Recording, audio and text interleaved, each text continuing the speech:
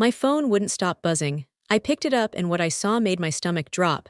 It was the family WhatsApp group. Darian's message was right there at the top. She's unstable. Don't believe anything she says. 22 family members had already seen it. And then someone posted a file, a PDF, and everything changed. My name is Celeste. I'm 34 years old. I'm not someone who makes scenes. I'm not the kind of woman who calls people out at dinner tables or sends angry texts at midnight. I'm a hospital billing coordinator. I spend my days fixing numbers, following up on insurance claims, and making sure other people's paperwork doesn't fall through the cracks. It's not glamorous work. Nobody writes songs about it, but it's steady and I'm good at it, and for most of my adult life that felt like enough. I married Darian when I was 29. I thought I was marrying a man. What I didn't realize, until much later, was that I was also marrying a family system, a set of unspoken rules, a hierarchy I was never going to be invited to the top of. His mother had a way of smiling at you that never quite reached her eyes. His sisters spoke in a kind of code I could never fully crack. They weren't cruel to me in ways I could point to. It was more like I was furniture. Present, functional, but not really part of the room. I didn't come from money, I didn't have connections. I wasn't the wife they had imagined for him, but I was the one paying attention. And that, in the end, turned out to matter more than any of them expected. Have you ever been the most loyal person in the room and the most lied about? If you felt that, you already know how this story goes. Subscribe to this channel and drop a comment below. I want to hear from you. Click hype to help this story reach someone who needs it today. It started on a Tuesday evening. I was sitting at the kitchen table going through some work files when my phone buzzed. It was a private message from Darian to his brother Kevin. He had sent it to the wrong thread. It landed in our shared family planning chat by mistake before he deleted it, but I had already seen it. She's been asking questions again, paranoid as always. This woman is becoming a real burden, Kev. I don't know how much longer I can keep this up. I sat there for a long time after reading that. The kitchen smelled like the dinner I had cooked an hour earlier, garlic and rosemary, the kind of smell that usually made the house feel warm. That night it just felt like something that didn't belong anymore. I put the phone down. I didn't confront him. I didn't cry. I just filed it away in the part of my brain that had started keeping records. 2 days later, the group message happened. Darian posted directly into the main family WhatsApp group, all 23 members, including his aunts, cousins, and his parents. I need everyone to know that Celeste has been making accusations about my character and spreading rumors about where I spend my time. She's been emotionally unstable for months, and I'm asking the family to be cautious about what she tells you. My phone started going off immediately. His mother responded first. We've noticed, sweetheart, you've been so patient. His sister Renee wrote, praying for your peace, Darian, this is a lot. His cousin added a string of heart emojis directed at him. Not one person asked for my side. Not one. What none of them knew, what Darian had apparently forgot in his hurry to get ahead of whatever he was afraid of, was that I was still in that group. He had never removed me. So I read every single word in real time. Every supportive reply. Every prayer emoji. Every quiet agreement.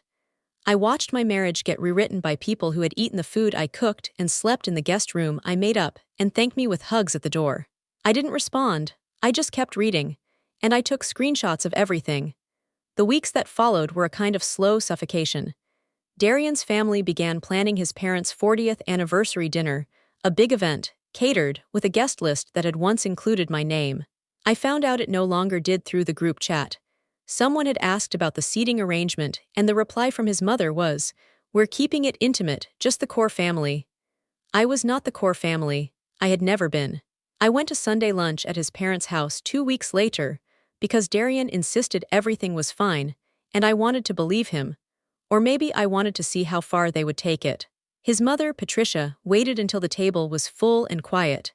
She set down her fork and said, without looking directly at me, "You know, I always say, a wife who causes drama in a marriage is a wife who doesn't understand her role." She picked her fork back up. The table resumed eating. Darian didn't say a word. I looked at my plate. My hands were steady. Inside, I felt like something had just snapped clean in half. Then came the manipulation phase. Darian started telling me I was misreading things. He said his mother was talking about someone from her church group, not me. He said I was being sensitive. He said I needed to talk to someone, a therapist maybe, because I was clearly struggling with something he couldn't help me with. His voice was calm and kind when he said it, like he genuinely believed his own version of events, or like he had practiced it. Later, I found the email he sent his sister Renee. He had CC'd it from his work account, and it bounced back through our shared household email because he had forgotten I still had access. She almost said something at lunch today but held back. The pressure is getting to her, keep it up. The plan is working. The plan, he had used those exact words. The plan is working. I read that email sitting on the edge of our bed and I felt something shift inside me, not anger, something colder than anger. Clarity. The more they pushed, the more I realized they were trying to make me doubt myself so I wouldn't look too closely at him. They needed me confused. They needed me questioning my own memory. Because if I ever got still enough to think clearly, I might start asking the right questions. And I already had. What they didn't know was that the questions had started 8 months earlier. It was small things at first. Darian coming home later than his schedule explained. Charges on a card I barely monitored. A name saved in his phone under an abbreviation that meant nothing to me but felt like it meant something to him. I didn't confront him. Confronting him would have tipped him off. Instead, I did something quieter. I contacted a licensed private investigator. A woman named Sandra who came recommended through a coworker who had been through something similar. I paid her in installments from my personal savings account, the one Darian didn't know existed because I had never mentioned it and he had never asked. Sandra delivered her report on a Thursday afternoon. I picked it up from her office, drove to a parking garage 3 blocks away, and sat in my car and read it. I was fine until page 3. Page 3 had photographs. I sat with those photographs for a long time. The garage smelled like oil and exhaust, and the sound of a distant radio was drifting up from somewhere below. I remember those details clearly because grief has a way of burning everything around it into your memory.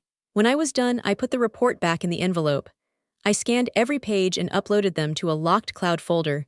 The photographs, the written findings, Sandra's contact information, timestamps, locations, all of it. Backed up in 2 places. Then I drove home and made dinner. What they didn't know was that while they were busy building a case against me, I already had a case against him. With receipts. I want to tell you that I had a plan from that moment. But the truth is I mostly had a folder and a very controlled face. What I needed was someone who understood the legal landscape I was about to walk into. I found him through the most unexpected door. His name was Gerald Thorne.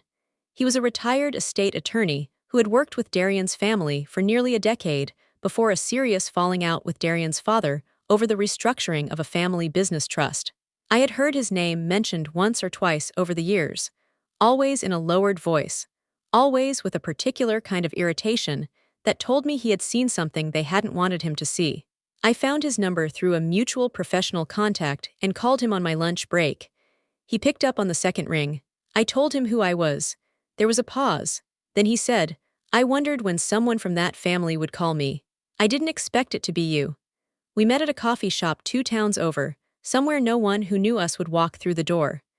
Gerald was in his late 60s, sharp-eyed and careful with his words in the way that people are when they've spent a lifetime watching words become evidence.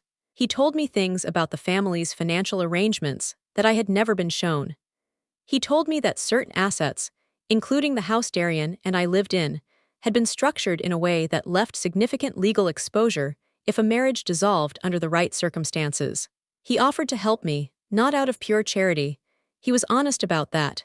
He had been waiting, he said, for the right moment to let the truth about that family do what truth eventually does.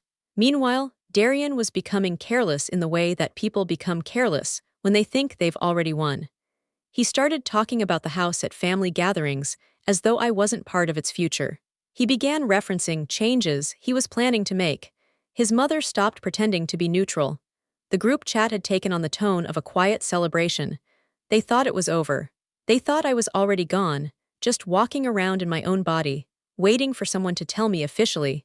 Then Darian scheduled a family meeting at his parents' house. I found out through the group chat I was still in. No one mentioned inviting me. The subject line of the meeting, according to his cousin's message, was moving forward as a family. I wasn't in the plan. I was the thing they were moving forward from. The night before that meeting, I made my move. I had been a member of a neighborhood community group online for years, a private group that had started as a local information board and grown into something closer to 400 members, many of them connected to Darian's family through church, through his parents' social circle, through the neighborhoods they moved in. I had been quiet in that group for a long time. That night I was not quiet. I wrote a post. I kept it factual and clean. I described the WhatsApp messages, the exact dates, the exact wording. I described being excluded from the anniversary dinner. I described the Sunday lunch comment. I described the email I had found. I wrote it the way I write billing disputes at work, clearly with documentation, without unnecessary emotion. And then I attached the PDF. Sandra's full investigator's report. Names, dates, locations, photographs, timestamped and verified. I set the post to go public at midnight. By 6 in the morning, my phone was a different kind of chaos. The family WhatsApp group had gone completely silent for about 40 minutes. Then it erupted. Darian called 8 times before I silenced my phone. His mother sent a voice message calling me a snake and saying I had betrayed the family. Renee sent a long text about how this was a private family matter and I had no right to expose them publicly. I typed back one message to the group.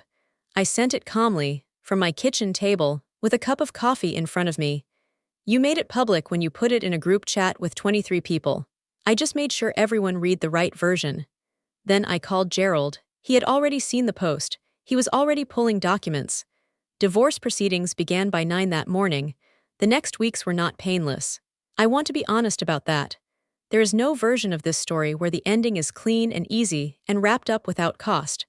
Leaving a life you built, even a life that had turned against you, carries its own kind of grief. I had loved Darian once. I had loved the idea of the family I thought I was joining. Letting that go hurt in ways I hadn't fully prepared for, but I had prepared for the practical parts. I had already signed a lease on a small apartment across town.